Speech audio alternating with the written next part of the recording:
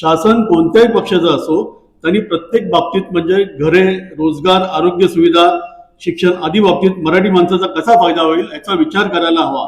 स्थानिकांचा जास्तीत जास्त सतत फायदा होत राहील अशीच धोरणे सरकारने राबवली पाहिजेत. सर्व रस्ते, गृहनिर्माण प्रकल्पाची कंत्राटे मराठी उद्योजकांना कशी देता येतील याचा सरकारला ध्यास लागला पाहिजे. मंत्रालयात, महापालिकेत, पोलीस खात्यात सर्वत्र मराठी माणसे असताना आज मराठी माणसाची इतकी दुरवस्था का झाली आहे याचा गांभीर्याने विचार करण्याची वेळ आली आहे. सरकारने कथित निष्पक्षपातीपणाचा टेंबा न मिरवता उघडपणे मराठी माणसाच्या बाजूने पक्षपाती बनले पाहिजे.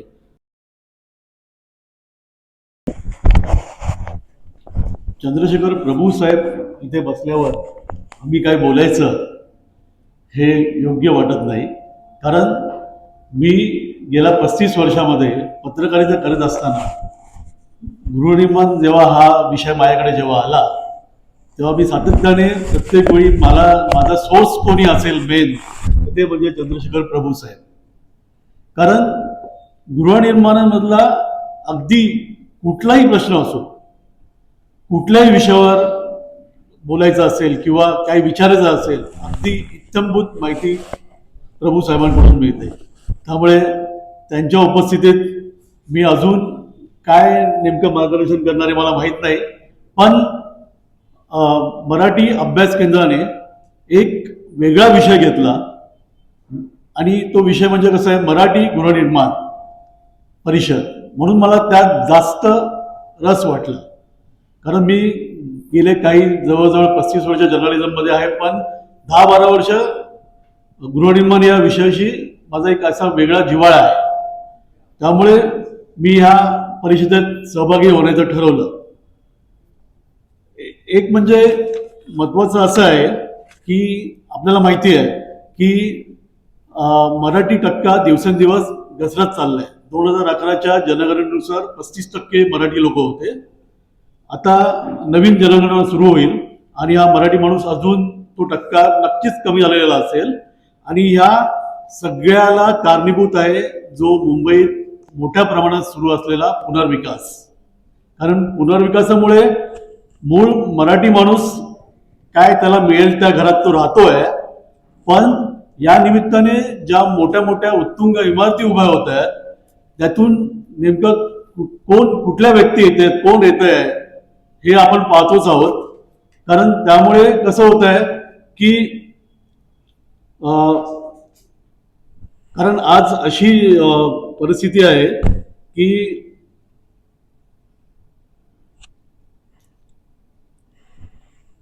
म्हणजे हा समाज आर्थिकदृष्ट्या सधन नसल्यामुळे महागड्या मुंबईतील अधिकाधिक घरे कुठला समाज खरेदी करत आपल्याला सगळ्यांना माहिती आहे.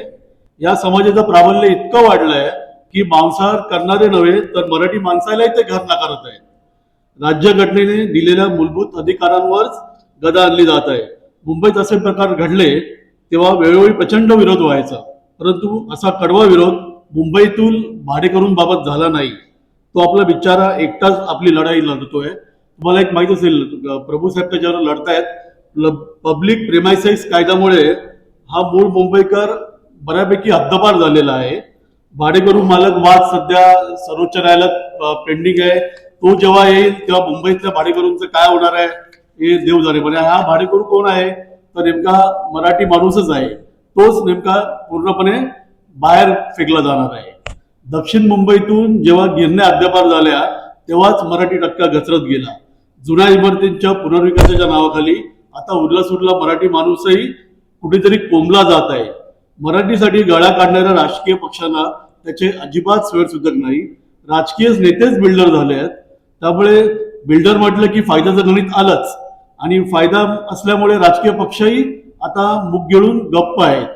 महागड्या मुंबईत नवीन निर्माण होणारी घरी कोण विकत घेतो हे सांगायची गरज नाही. पुनर्वसनाच्या इमारतींपुरताच मराठी माणूस आता शिल्लक राहिलाय. नव्या घरात अगदी हाताच्या बोटात मोजता येतील इतकेच मराठी आहेत. राज्य शासनाने विकास नियंत्रण नियमावलीत केलेल्या बदलामुळे जेथे एक इतकंच छटाई क्षेत्रफळ मर्यादित होतं तेथे 2.5 ते 4 इतक्या छटाई क्षेत्रफळाचा लाभ विकासकांना मिळू लागला आहे. या विकास नियंत्रण नियमावलीतील छटाई क्षेत्रफळ कसे निश्चित होते ही देखील एक गंमत आहे. दक्षिण व मध्य मुंबईत उभे राहिलेले उत्तुंग टॉवर्स पाहिलं तर किमान 6 ते 7 इतके चटई क्षेत्रफळ वापरले गेले आहे. ते त्यांना कसे दिले याची माहिती घेतली तर विकास नियंत्रण नियमावली नेमकी कोणासाठी आहे याची आपल्याला कल्पना येते. ज्या मूळ रहिवाशांच्या जीवावर टोलेजंग आलिशान इमारती उभ्या राहिल्या त्या ठिकाणी एका कोपऱ्यात मूळ रहिवाशांची इमारत कोंबली गेली आहे. याबाबत कोणीही आक्षेप नोंदवला नाही. रहिवाशांना कधीच कोणी वाली नव्हता हे असेच होणार हे गृहीत धरले गेले.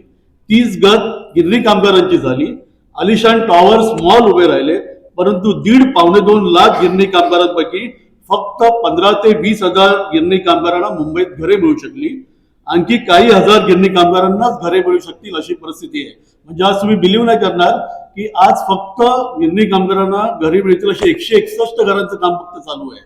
आणि येत्या 2-3 वर्षामध्ये आणखी 2 ते 2.5 हजार घरे फक्त तयार होतील. बाकी सगळ्या गिरणी कामगारांना मुंबई बाहेरच जावं लागणार आहे. म्हणजे आता त्यांनी म्हटलंय त्याप्रमाणे वांगणी आणि शेलू, अरे काय ती घरं, म्हणजे आता त्या वांगणीला एक जो बिल्डर आहे त्यांनी अशा एवढ्या विचित्र पद्धतीची घरं बांधले ते तिथे कोण राहू शकणार नाही.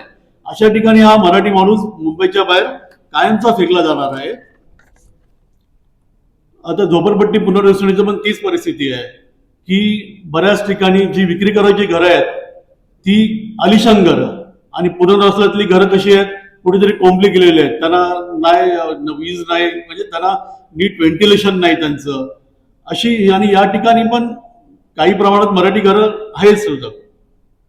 मोठा गाजावाजा होत असलेल्या पंतप्रधान आवास योजनेअंतर्गत मुंबई महाराष्ट्रात किती घरे बांधली गेली याचा जर विचार केला आपण तर ती सगळी मराठी माणसांसाठी होती का किंवा नाहीच आहेत ती जवळपास.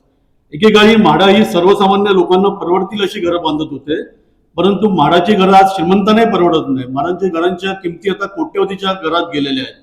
शासन कोणत्याही पक्षाचं असो त्यांनी प्रत्येक बाबतीत म्हणजे घरे, रोजगार, आरोग्य सुविधा, शिक्षण आदी बाबतीत मराठी माणसाचा कसा फायदा होईल याचा विचार करायला हवा.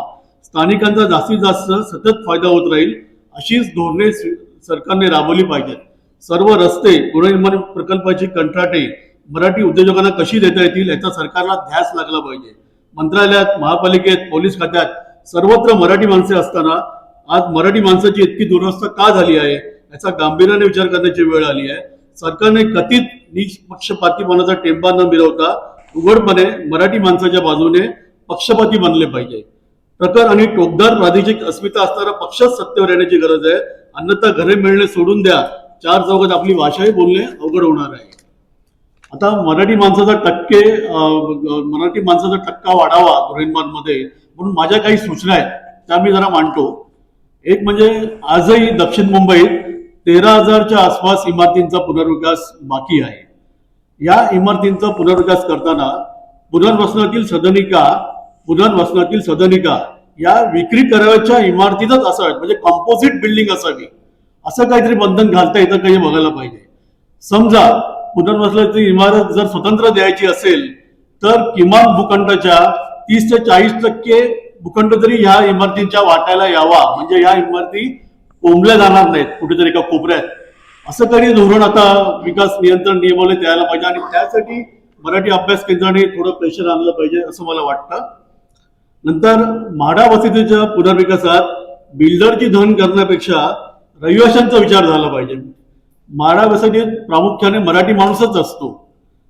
मोतीलाल नगरचे आपण आज उदाहरण घेऊ. त्याच्यामध्ये 143 एकरमध्ये जेमतेम काहीतरी 27 एकरमध्ये पुनर्वसनाच्या इमारती उभा राहणार आहेत आणि बाकीचा सगळा भूखंड बिल्डरला मिळणार आहे. म्हणजे विचार करा, या म्हाडा काय सांगताय की आम्हाला काही हजार घरं मिळणार आहेत. अरे पण हीच घरं जास्त मिळवता आली असती, पण त्याचा कोणी विचार केलेला नाहीये. आज म्हाडाच्या सगळ्या वसाहती कन्स्ट्रक्शन आणि डेव्हलपमेंट C&D याच्या नावाखाली बिल्डरला अंधन द्यायचं प्लॅन चाललेलं आहे. कालच अबुदय नगरचा विषय आला आणि अबुदय नगरमध्ये एक विकासक आहे जो गुजरातचा विकासक आहे तोच ते करणार आहे. आता एक स्पष्ट झालेलं आहे. आता अजून एक असं सुचवायचं वाटतं की म्हाडाघरांसाठी लॉटरी काढताना मराठी माणूस हे नवे आरक्षण आपल्याला करता येईल का मराठी माणसासाठी म्हणून. आरक्षण म्हणजे कसं मराठी माणूस, मग मला तरी त्यात काय अडचण वाटत नाही. म्हणजे करावं आता या मराठीसाठी तरी करायला पाहिजे. मुंबईत भूखंड उपलब्ध नसल्यामुळे पुनर्विकासाच्या पर्याय नाही. अशा वेळी पुनर्विकासातील विक्री करावयाच्या इमारतीत मराठी माणसासाठी काही टक्के आरक्षण ठेवले पाहिजे. या घरांच्या किमती इतर विक्रीतील घरांच्या किमतीपेक्षा काही टक्के कमी असायला हवा आहेत. अर्थात या निर्णयासाठी मतपेटीपेक्षा मराठी माणसाचा विचार व्हावा. त्यासाठी फक्त सर्वपक्षीय राजकीय इच्छाशक्ती हवी. भविष्यात असंही म्हटलं जाईल की केवळ मराठी माणसासाठीच का, तर त्यांना ठणकावून सांगितलं पाहिजे महाराष्ट्रात जशी मराठी भाषा अनिवार्य आहे तसा मराठी माणूसही टिकला पाहिजे. त्यासाठी ही धडपड आहे. मराठी माणूस टिकवण्यासाठी धोरण तयार करण्याची बुद्धी या शासनाला येवो अशी अपेक्षा व्यक्त करून मी माझे म्हणणे इथेच संपवतो. जय हिंद, जय महाराष्ट्र.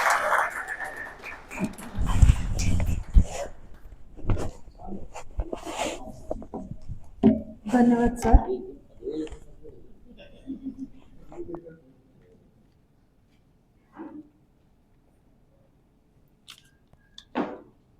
आपल्या परिषदेचे पुढील वक्ते हे अत्यंत अभ्यासू आणि दूरदृष्टी असलेले शहरी विकास क्षेत्रातील एक मान्यवर व्यक्तिमत्व आहेत.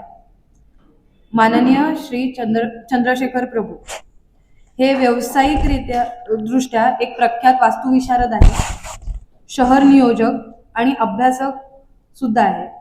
गेल्या अनेक वर्षापासून त्यांनी मुंबई आणि महाराष्ट्रातील गृहनिर्माण, झोपडपट्टी पुनर्वसन आणि शहरी विकास या क्षेत्रात महत्त्वपूर्ण योगदान दिलेले आहे.